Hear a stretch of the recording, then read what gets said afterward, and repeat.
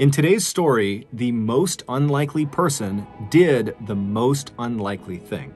And even when you get to the end and you hear the details as to how and why they did it, it won't make sense because no sane person would ever do this. But before we get into today's story, if you're a fan of the strange, dark, and mysterious delivered in story format, then you've come to the right podcast because that's all we do. And we upload twice a week, once on Monday and once on Thursday. So if that's of interest to you, please cut in front of the 5-star review button who has been patiently waiting for their turn in the 10 items or less checkout line at the grocery store, and then proceed to pay for your completely overflowing cart with a Ziploc bag full of change. Also, please subscribe to the MrBallen Podcast wherever you listen to podcasts so you don't miss any of our weekly uploads. Okay, let's get into today's story.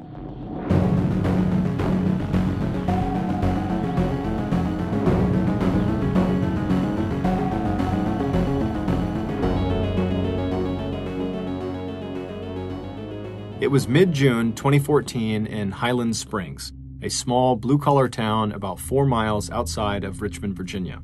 By 3 p.m. that day, it would be hot, 91 degrees Fahrenheit. But right then, at 6:30 in the morning, it was cool. With the sun fully visible in the sky, 16-year-old Martre Coles watched from the living room window of his family's single-story plain white house as his father climbed into his car, turned on his engine, and drove off to work. After he was gone, Martre left the window and walked through the empty house to his bedroom. Once inside, he sat down at his desk, he opened his sketchbook, and he started to draw. Unlike his usual artwork, which consisted of anime-stylized faces and figures full of color, energy, and movement, the faces that he drew that morning were done in thick black marker and were angry and sad. He drew X's instead of eyes, and he put slash marks where the mouths should go. A few minutes later, Martre put down the marker, he put his face in his hands, and he started to cry. 5 days earlier, on June 14th, 2014, Martre's beloved mother, 42-year-old Karina Coles, had died unexpectedly following complications from what was supposed to be routine hip surgery. Martre was beyond devastated. Over the last few years, he had become very close with his mother, as he was the last child of 8 siblings to still be living at home with the parents. His father, Maurice, had always been very hard on him, but his mother had always been his #1 cheerleader, always encouraging him to keep a portfolio of the video game characters and intricately illustrated storylines that he loved to create. She told him she was certain his artwork skills would land him a great job someday. And even though Martre didn't always feel as confident in himself as she did, it was nice to hear her say things like that. With his mother's funeral just 2 days away, the only thing keeping Martre going was the thought that his mom would never want him to just give up or to give in to the crushing depression and sadness he was feeling. And so Martre lifted his face out of his hands, he wiped away his tears, then he ripped the angry, sad drawings he had just made out of his sketchbook and he balled it up and he threw it in the trash. He wished he could talk to his dad about how terrible he was feeling right now, but he knew his dad wouldn't want to listen. He never did. Martre's father barely spoke to him, and whenever he did, it was almost always to be critical of him. As Martre sat there motionless in his desk seat, he suddenly hoped that his father's friend, a 45-year-old woman named Denise Gay, wouldn't be coming by again that night. Denise worked with Martre's dad at a food packaging company called Smithfield Foods. She had 2 children of her own, a 9-year-old little girl and a 19-year-old daughter who lived on her own 90 minutes away. Martre had no issue with Denise herself. She was perfectly nice, but Martre just didn't like that there was this new woman spending time in their house so soon after his mom had died. It just felt inappropriate. Martre had also quietly hoped that his mother's death would bring him and his father closer together, but the opposite was happening. Instead of turning to his son in this difficult time, Maurice was turning more and more to Denise. By June 21st, just 1 week after Martre's mother's death, Denise was coming over their house nearly every night. And in mid-July, just 1 month after Martre's mother's death, Maurice announced to Martre and his other siblings that Denise, along with her 9-year-old daughter Alana, were going to be moving in with him and with Martre. Despite protests from Martre's older sisters, Michelle and Marquisha, that their father's relationship was progressing way too fast, and that Martre was still very emotionally fragile following his mother's death, Maurice had made up his mind.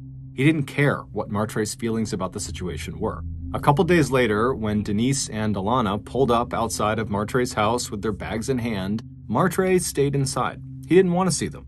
But his father began angrily yelling for him to come outside and meet his new family and help his stepsister with her luggage. Martre sighed and stood up and walked outside. He didn't smile at them, but he waved, and then he walked over to Alana to offer to carry her bag inside. But when he reached her, she clutched her bag more tightly to her chest. Then she glared at him angrily, and then she very intentionally threw her bag at his feet. Martre was annoyed, and he looked up at her like, "What are you doing?" But he didn't say anything. He just bent down, grabbed her bag, and then led the way back into the house. Later that day, Martre's older sisters called him to let him know that he was welcome to stay with them anytime he wanted. They knew his new living situation with Denise and Alana was going to be super awkward, and they knew Martre was just hurting from the death of their mother and he really needed someone around him that actually cared about him. Martre thanked them and said, "Yep, sure, I'll come by sometime," but secretly, Martre knew he probably wouldn't. He just didn't have the energy to do anything these days. According to Martre's girlfriend, Ashlyn Knight, who was a fellow student at Highland Springs High School, Martre had big plans for his future, plans that his mother had encouraged him to pursue. Martre wanted to get into the best art school he possibly could, and then with that degree, he could try to land a highly coveted job as a video game artist and animator. And so over the first few months that Denise and Alana were living with him, Martre did his best to completely ignore them and instead spend his time and energy on his artwork. And over those first few months, Martre's art skills got noticeably better, and he started branching out from drawing and painting into the creation of elaborate and beautiful papier-mâché masks. But perhaps the most significant thing about this particular period of time in Martre's life was that after about 6 months of living with Denise, his resentment for her had given way to affection. She could never replace his mother, but she was very kind to him, and slowly, she had become a maternal figure to him. She had become someone he turned to when he was down. However, as much as Martre's relationship with Denise seemed to be evolving in a positive way, his relationship with her daughter, Alana, was going the other direction. Alana was clearly unhappy living with the Coles, and so she took out her frustration by constantly picking fights with Martre. At first, it was just small stuff like stealing the TV remote from Martre or being loud and obnoxious to annoy him. But eventually, it turned into more elaborate torment. Specifically, Alana realized that Maurice, Martre's father, would always take her side over his son's. And so using that information, she began breaking things around the house and telling Maurice that Martre did it. And every time, despite Martre proclaiming his innocence, Maurice would scream and yell at him and punish him in some way. Alana also quickly realized how important Martre's art was to him, and so she would routinely sneak into his room and vandalize his sketches and his masks.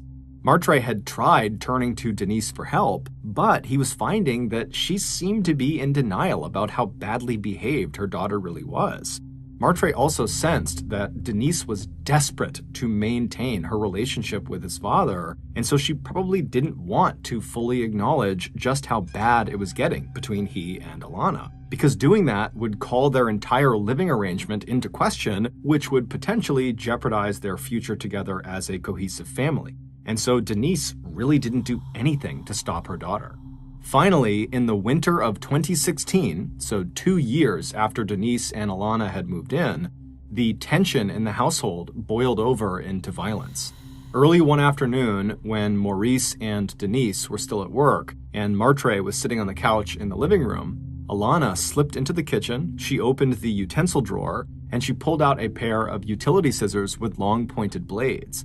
And then the 12-year-old walked back into the living room where Martre was, and she snuck up behind him, she pulled out the scissors, and then she leapt around the corner and she jumped on top of him and attempted to stab him in the heart. And Martre, at the last second, reached up and kind of pushed her arm out of the way, but the blades dug into his left shoulder and they went in deep. Martre's girlfriend, Ashlyn, remembers the very angry call she got from Martre that night after Denise had cleaned and bandaged the wound on his shoulder and had apologized on behalf of Alana, but that was it. And so for Martre, this was the breaking point. He was furious that his father and Denise had just totally let the situation with Alana get completely out of control, and he was just kind of scared of Alana. That was a real attack on him. And so as he talked to Ashlyn that night, He said to her, I really need to start actually focusing on how I'm going to execute my plan and actually get into art school and get out of this insane household and go pursue my dreams. And Ashlyn agreed, and she encouraged him and said, yes, go do that. And so in mid-December 2016, Martre worked up the courage to go approach his father and ask him if he would sit down with Martre and try to fill out some financial paperwork that would help him get funding to go to college. And as he's trying to explain to his dad why he needs this funding and what he's going to do with his degree, Maurice, his dad, just kind of puts his hand up and says, you know what? I didn't go to college. I don't understand any of this stuff. You're on your own, kid. Martre was kind of crushed because he needed his dad to fill in the paperwork to be eligible for financial aid. But luckily, Denise was sitting nearby. She had overheard the conversation, and after Maurice had left the room, she pulled Martre aside and said, you know what, don't worry about it. I will get the information you need. I'll help you fill it out. We'll get you into college. You'll be fine. And so over the next few months, with Denise's help and encouragement, Martre not only filled out the financial aid paperwork, but he also sent out applications and letters of inquiry to various art colleges. And then, in March of 2017, roughly 3 years since his mother had died, Martre received the best news he had ever gotten. On March 4th at 4:17 in the afternoon, while Martre worked at his computer, he heard the ping of an incoming email. One click later, and he was reading an invitation from Full Sail University, an art school in Florida, asking him if he would like to come take a personalized tour of their campus. The administrator who had sent the email, Sheila Crenshaw, told Martre that she and her staff had been very impressed with the pictures of his artwork that he had sent along, and so they would love to get to know him and see if the school was a good fit. Sheila told Martre that if he wanted to come and do this tour, to be sure to bring along at least one of his papier-mâché masks, as well as his portfolio of drawings. Martre was so excited, he leapt from his chair and he ran into the room next door where Denise was, and after telling her the good news, she jumped up too, and the pair laughed and hugged and talked about how it was really happening. Martre was really going to go to art school and pursue his dreams. After they calmed down, Denise booked Martre a seat on a bus that would take him from Richmond, Virginia to Florida on Sunday, March 12th. The tour was scheduled for the following Monday. After his travel was booked, Martre realized he only had 8 days until he would be leaving, so right away he got to work making a special papier-mâché mask that he would bring along. He wanted to make sure he really impressed the Full Sail staff. On March 11th, the night before Martre was scheduled to ride out to Florida, Martre stayed with his older sister Michelle at her house. They spent the evening excitedly talking about his potential future at Full Sail and how happy this invitation would have made their mother, whose birthday was coming up later that month. The next morning, Michelle and Martre hopped in Michelle's car, and she began driving toward Martre's house. Their dad had agreed to give Martre a ride to the bus station later that day. When they arrived, Michelle gave her brother a big hug, she wished him good luck, and told him to text her as soon as he got to Florida, and he said he would. After Michelle got back in her car and she began to drive to work, she felt a profound sense of relief wash over her. She knew her little brother still missed their mother terribly, and even talked about his own death and how, at least when that happened, he would be with their mom. But finally, this invitation to Full Sail seemed like the break he so desperately needed. When Martre walked into his house that morning, Denise and her older daughter, LaToya, were both in the kitchen chatting and drinking coffee. When Denise saw Martre, she told him that his dad had apparently got called into work that day, so he couldn't give him a ride to the bus stop. However, she and her daughter didn't mind.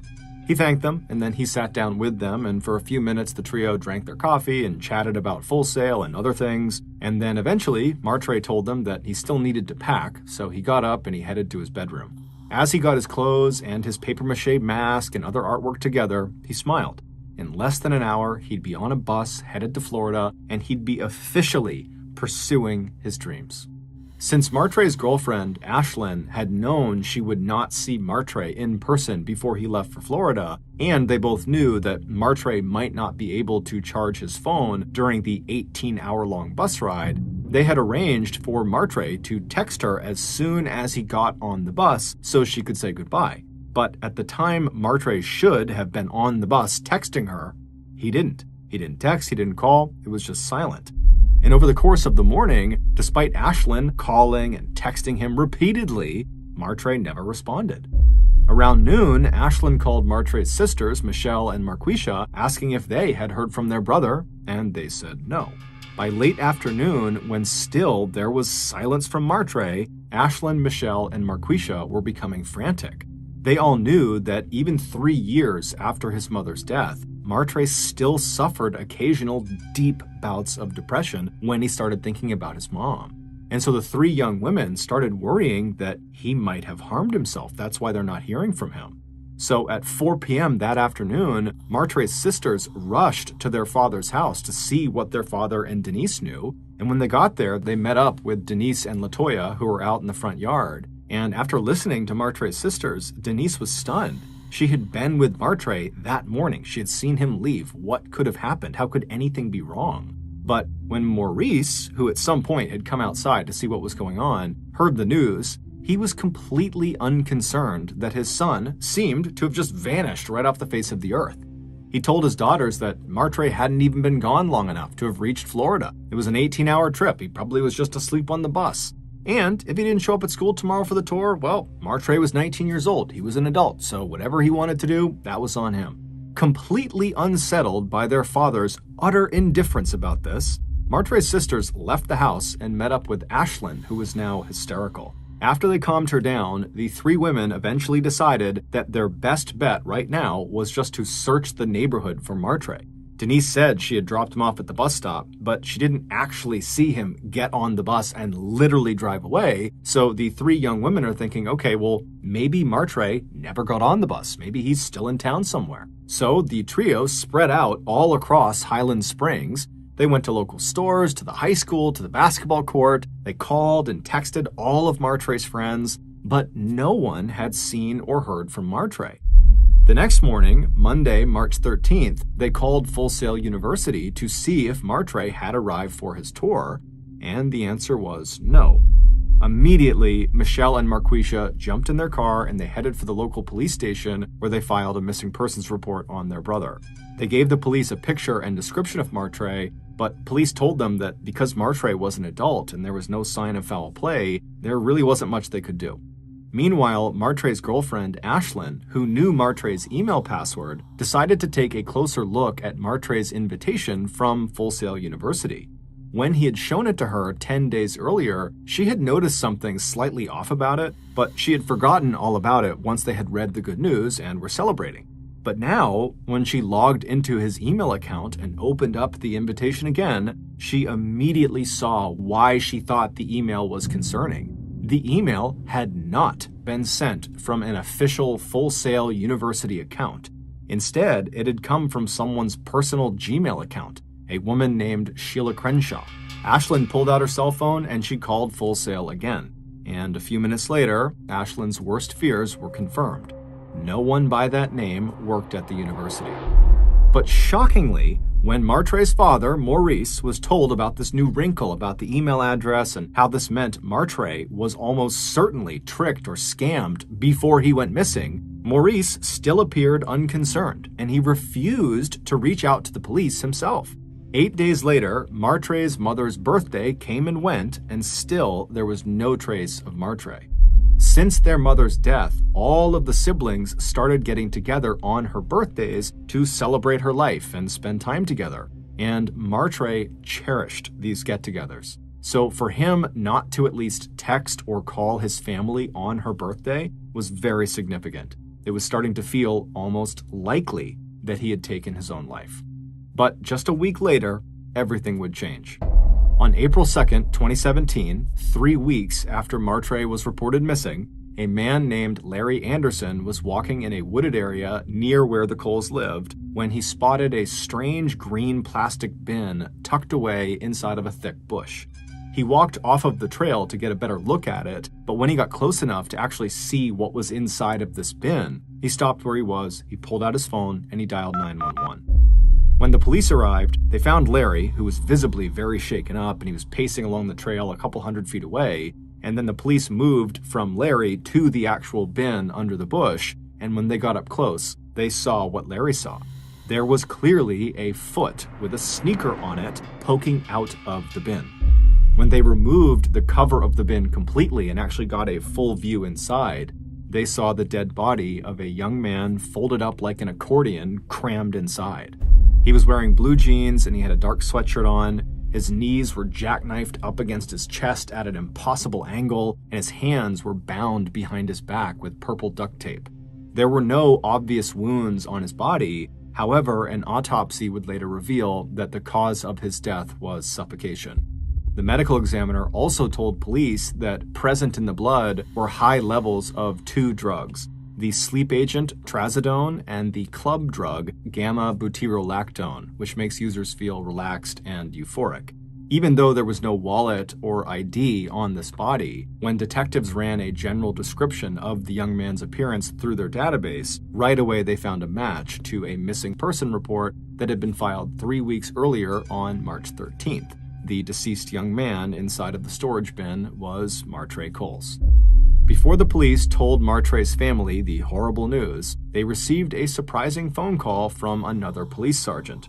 He had heard about the murder, and he had just connected Martre's name and his address to a false burglar alarm that 2 of his officers had responded to on March 31st, which was 2 days before Martre's body was discovered.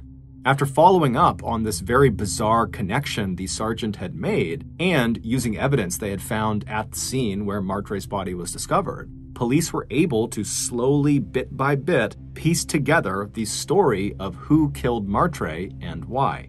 Back on Friday, March 31st, so 2 days before Martre was found, that sergeant's 2 police officers responded to a burglar alarm at Martre's home. When they arrived at Martre's home, Alana came to the door. Standing next to her was her older sister, Latoya. Now, neither of these 2 responding officers had any idea that there was a missing person report out on another member of their family. Latoya told the officers that she was really sorry that the burglar alarm they were responding to was actually a false alarm. She told them, while glaring down at her sister Alana, that her younger sister had deliberately set the alarm off and she was about to be punished for it. The police asked a few more questions, and then, feeling satisfied that this really was just a false alarm because this kid pulled it, they turned around to leave. But before they did, Alana suddenly blurted out, "Can I talk to you guys, please, alone?" And then Alana promptly stepped forward away from her sister out of the house into the evening darkness, and she and one of the officers walked over to the police car they had come in on, while the other police officer stayed put at the door with Latoya, keeping her from going out there. Once Alana was far enough away that she didn't think Latoya or any of her other family members in the house could hear her, she turned to the officer and told him a story that was so outrageous and so unexpected that it just did not seem true. And so after Alana was done telling this story and had gone back inside with Latoya and the door had shut and the 2 responding officers said bye and they were leaving, they discussed it in the car, those 2 officers, and they decided there's no way that could be true. And so when they got back to the station, they filed their report as usual, describing that this was a false alarm, and then they also wrote down in this report what Alana told them, her crazy story, but they didn't alert anyone to this story. They just basically made a note of it, and then they filed their report with their sergeant and thought nothing of it. 3 days later, when their sergeant learned that the murder victim found in the storage bin was Alana's stepbrother, the sergeant suddenly remembered the report and realized the story Alana had told his officers might actually be true. Based on a combination of Alana's story, along with other pieces of evidence that the police collected, the following is a reconstruction of what actually happened to Martre.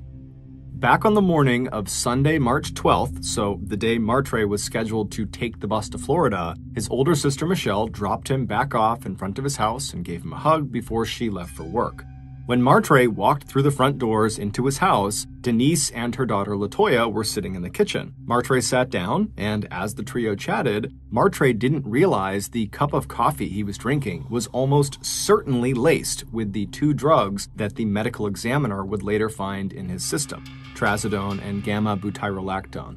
By the time Martre got up from the table and headed to his bedroom to pack for his trip to the college, the drugs would have likely begun taking effect. As he stepped into his bedroom, he likely would have started to wonder why he was feeling so crushingly tired and lethargic. He also was probably wondering why Denise and Latoya had followed him into his room and pushed his door most of the way closed without saying a word. Across the hall, Alana was in her room when she heard a loud shout. The voice was weak, but the words were clear. "Get off of me!" She recognized the voice as Martre's. She stepped out of her bedroom and pushed the door of Martre's room open a little to see what was going on, and what she saw was Martre on his back on the ground, and her mother, Denise, standing over his head while kind of bent forward. She was pressing her hands directly down onto his chest, basically putting all of her weight onto his chest, crushing him. Alana's sister, Latoya, was sitting on Martre's legs trying to hold them down because Martre was kicking her and trying to get up. As Martre continued to yell out for them to get off of him, his voice became weaker and weaker as he wasn't able to fully expand his chest to get a full breath because Denise was crushing his chest. Suddenly, Denise looked up and she saw Alana standing in the doorway. Without releasing the pressure on Martre's chest, she simply said to Alana in an unnaturally calm voice, "Nothing is happening. Go back to your room."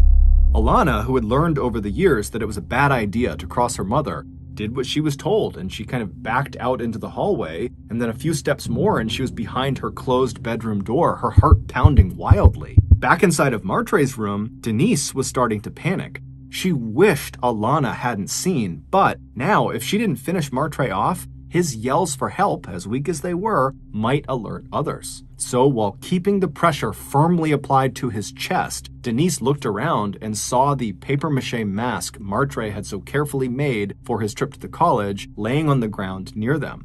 She took one hand off of his chest, so she's still pressing with the other, and she reached and she picked the mask up, and then she placed it over Martre's face, completely blocking his nose and mouth, and then began pressing down on his face as well. Then she leaned forward and put her knee into the center of his chest, right on his sternum, and put all of her weight onto her knee, and then she shifted the hand that had been on his chest up to his throat, and she began pressing as hard as she could on his throat. And so she maintained all 3 points of pressure, his chest, his neck, and his face, until Martre stopped moving.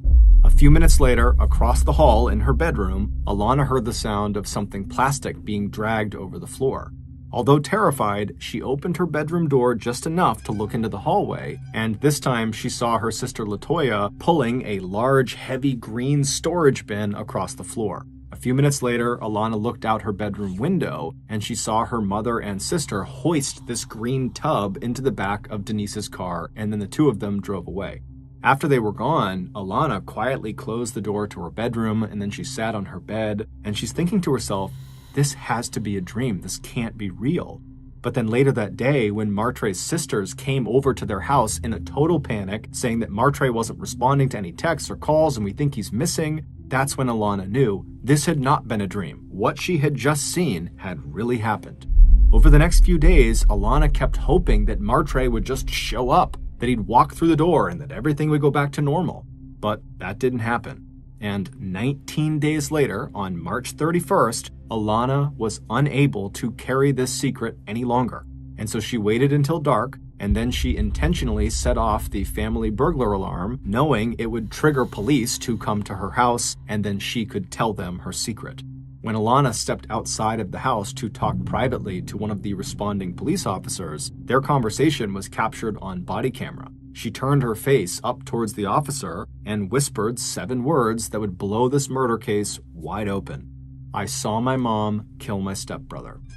It would turn out Denise had decided a long time ago that the only way to really secure her relationship with Maurice and to create the family she wanted was to get rid of any reminders of Maurice's dead wife.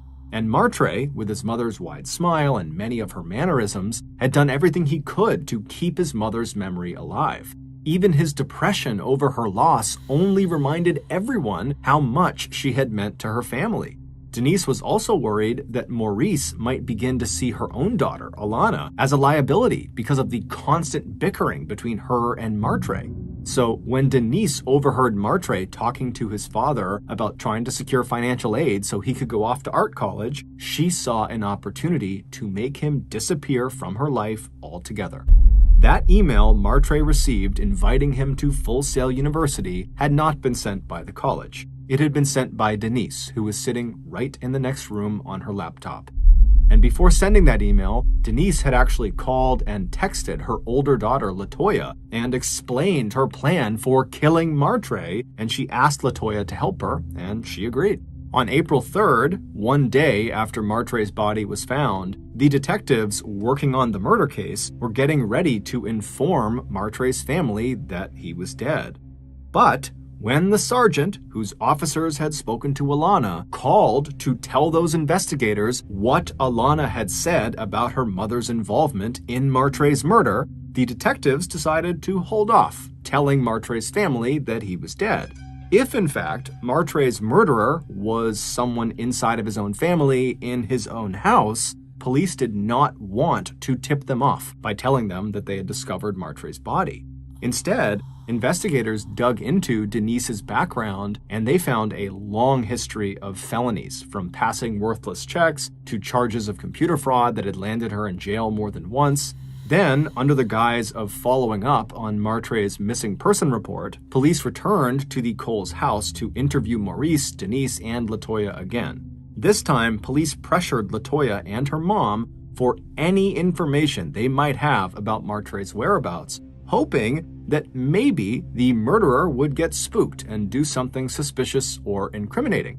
At the same time, police put the green storage container that had held Martre's body back where it was first discovered in the park. Then they set up video cameras to record any activity around it. And within days, both Latoya and her mother Denise were spotted returning to the wooded area where they had left Martre's body, and much to their shock, finding the bin now empty. Police also discovered that shortly before Martre's disappearance, Denise had purchased a shovel, purple duct tape, and a substance called lime that can be used to prevent decomposition of human flesh. But most damning of all, cell phone and computer records confirmed that both Denise and Latoya had been to the wooded park on March 12th, the day Martre went missing, and these records confirmed that Denise was definitely the author of the email from Full Sail University. It was that invitation, the most promising and exciting event in Martre's life that his mother would have been so proud of him for, that lured him to his death.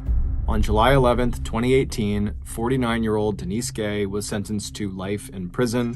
Her daughter, 23-year-old Latoya Gay, was sentenced to 30 years in prison. Despite being a less than stellar parent, Maurice Coles had nothing to do with his son's death.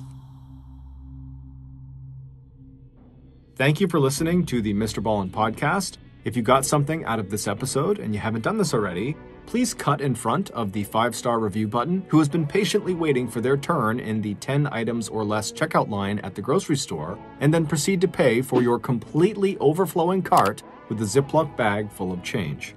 Also, please subscribe to the MrBallen Podcast on Spotify, Apple Podcasts, Amazon, Google, and anywhere else you get your podcasts. This podcast airs every Monday and Thursday morning, but in the meantime, you can always watch one of the hundreds of stories I have posted on my YouTube channel, which is just called MrBallen. If you want to get in touch with me, please follow me on any major social media platform and then send me a direct message. My username on every platform is just @MrBallen, and I really do read the majority of my DMs. Lastly, we have some really cool merchandise, so head on over to shopmrballen.com to have a look. So that's going to do it. I really appreciate your support. Until next time, see ya.